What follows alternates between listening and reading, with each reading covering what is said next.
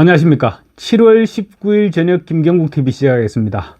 민주당이 뭔가 또 다른 음모를 꾸미고 있는 것 같습니다. 한동훈 체포 후 저격, 생화학 테러, 이런 엄청난 가짜 뉴스를 살포했다가 여의치 않으니까 이튿날 곧바로 내부 보고서를 통해서 신빙성이 떨어진다, 이런 보고서를 작성했던 민주당이 느닷없이 중간 보고서에는 가능성을 배제하지 않는다, 이렇게 수정을 했습니다. 가짜 뉴스, 김어준이 살포했던 가짜 뉴스 사실일 가능성을 배제하지 않고 있다는 것이죠. 뭔가 탄핵 국면이 지금 마음먹은 대로 진행되지 않고 있으니까 가짜뉴스, 음모론 이런 것들을 다시 키워보겠다는 전략으로 바꿨는지, 아니면 김어준의 위세에 눌렸는지, 하여튼 지금 방향을 선회를 했습니다. 가짜뉴스 제조기이자 음모론의 대가죠. 김어준은 지난 13일 날, 그러니까 윤석열 대통령 탄핵안이 국회 본회의에서 표결되기 하루 전이었습니다. 하루 전에 김어준이 국회 과방위에 나와서 생방송이 진행되고 있는 가운데 엄청난 폭로를 했습니다. 요약하자면 자신에 대한 현역 HID 저격조 투입, 한동훈 체포 및 저격, 조국, 양정철, 김어준이 체포되어 호송되는 부대를 습격하여 구출하는 신용을 하다가 도주한다. 특정 장소에 북한 군복을 매립했다가 일정 시점 후에 군복을 발견하고 북한의 소행으로 발표한다. 그런 내용이었습니다. 뿐만 아닙니다. 생화학 테러에 이어서 미국의 북한 폭격 유도설로 이어지는 일련의 시나리오를 터뜨렸습니다. 폭로 중간중간에 너무 엄청나고 황당한 제보라서 저도 믿어지지 않고 저 역시 사실관계를 확인한 것은 아니다, 이렇게 얘기를 합니다. 나중에 문제가 되더라도 책임지지 않겠다는 말이죠. 심지어 이재명은 이런 황당한 주장에 대해서 어처구니 없는 일이다, 그렇지만 충분히 그런 계획을 했을 만한 집단이다 라고 가짜뉴스 확산을 부추겼습니다. 이런 부분만 봐도 이재명이 어떤 사람인지 충분히 드러나는 그런 말입니다. 폭로 이튿날 바로 민주당에 의해서 가짜뉴스였다는 보고서가 작성됐고 이재명에게도 보고됐습니다. 그럼에도 불구하고 이재명은 가짜뉴스를 바로잡거나 또 민주당 의원이 국회에서 생중계를 통해 가짜뉴스를 전 국민에게 방송하도록 도와준 데 대해서 사과 한마디 없었습니다. 당사자인 최민희 과방위원장 역시 단 한마디의 사과도 없었습니다. 이런 상황들을 볼 때 민주당은 처음부터 아마 가짜뉴스였음을 알고 있었을 가능성이 높아 보입니다. 그런데 민주당이 지금 뒤늦게 김어준발 음모론에 올라탈 준비를 하고 있습니다. 김어준이 폭로를 했던 바로 다음날 준비했던 최초 보고서에서는 한동훈 저격, 김어준 등 호송부대 습격 이런 부분에 대해서는 판단을 유보했고, 북한 군복 매립, 미군 사살을 통한 북한 포격 유도, 북한 무기를 실은 북한산 무인기 등에 대해서는 보충 설명까지 하면서 신빙성이 낮다고 기록을 했습니다. 그런데 19일 중간 보고서에는 모든 항목에 대해 가능성을 배제하지 않음, 이렇게 입장을 바꿨습니다.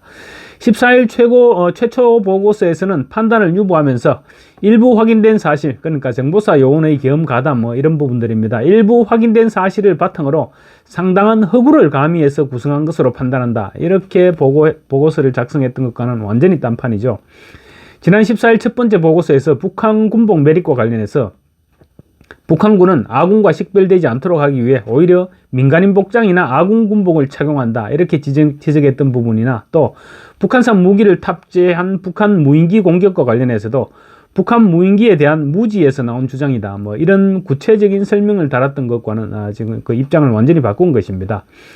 최초 보고서를 작성했던 곳은 국정원 1차장 출신인 박선원 의원실입니다. 그런데 최초 보고서 내용이 언론에 공개된 이후 작성된 중간 보고서는 김어준의 주장에 대한 평가가 완전히 달라졌습니다. 김어준의 주장이 사실일 수도 있다, 사실일 가능성이 있다, 이런 보고서 내용으로 바뀐 것입니다. 보고서는 이처럼 내용이 바뀐 이유에 대해서 분석의 전제를 수정해야 했기 때문이다, 이렇게 주장했습니다. 그러니까 최초 보고서는 정보사령부의 내란 개입이 합리적인 행위자에 의해서 계획됐다는 것을 전제했는데, 알고 보니까 극우인 노상원 전 정보사령관이 기획했기 때문에 전제가 바뀌었다, 이런 논리였습니다. 보고서는 노상원 전 사령관이 극우 음모론에 심취한 사람으로 부대원들에게 미친 엑서, 사이코 이런 식으로 불렸다, 이렇게 적었습니다. 여기서부터 이제 재밌는 일이 벌어집니다. 처음 보고서가 나왔을 때까지만 해도 일각에서는 민주당과 이재명이 드디어 김어준을 손절하는 것이 아니냐 이런 분석까지 나왔습니다. 물론 저는 김어준이 야권에서 차지하는 위상을 볼 때 손절은 어려울 것이다 이렇게 전망하기는 했지만 어쨌거나 민주당 일각에서조차 이재명이 대권이 눈앞에 아른거리니까 음모론자인 김어준과 거리두기를 하는 것이 아니냐 이런 분석이 나왔던 것은 사실입니다. 그런데 지금 며칠이 지나자 분위기가 완전히 역전이 됐습니다. 최초 보고서를 작성했던 박선원 의원이 19일 김어준의 유튜브 방송에 출연해서 머리를 조아리기까지 했습니다. 박선원은 오늘 김어준의 겸손은 힘들다 뉴스공장 유튜브에 출연해서 초도 보고, 그러니까 첫 번째 보고가 유출돼서 김어준이 거짓말을 한 것처럼 된 것에 대해서 미안하게 생각한다. 그런데 전제를 노상원으로 넣으면 내용이 완전히 바뀐다고 했습니다. 노상원이란 전제를 억지로 끼워 넣어서 보고서를 수정할 근거를 찾았던 것입니다. 이 말을 들은 김어준은 박장대소를 하면서 전혀 섭섭하지 않다고 말했다고 합니다. 원래부터 처음부터 가짜였으니까 섭섭할 리가 없죠.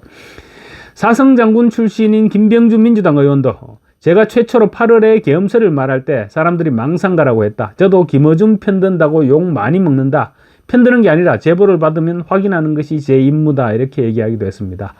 이런 말들을 주고받는 것을 보면 김어준의 음모론을 좌파 진영에서나마 계속해서 살려놓겠다 이런 뜻으로 보입니다. 야권 진영 내에서는 권력서열 1위가 상황 이해찬이고 2위가 털보 김어준이다 이런 말까지 나돌고 있는데 민주당 의원들의 이 같은 김어준 눈치 보기 행동을 보면 김어준은 이미 이재명의 머리 꼭대기 위에 위치한 것이 아니냐 그런 추측도 가능할 것 같습니다.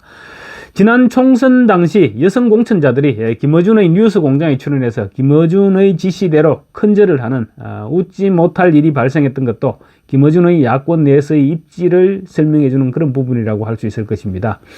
민주당 내에서는 김어준의 영향력이 새삼 다시 증명됐다는 말들이 흘러나오고 있습니다. 보고서 내용이 유출돼서 김어준이 음모론자로 비판받기 시작하자 민주당이 앞장서서 김어준을 두둔해준 모양새가 됐기 때문입니다. 김어준이 이번 일과 관련해서 가짜뉴스 살포 혐의로 고발된 것과도 무관치 않은 게 아니냐 이런 지적도 나오고 있습니다.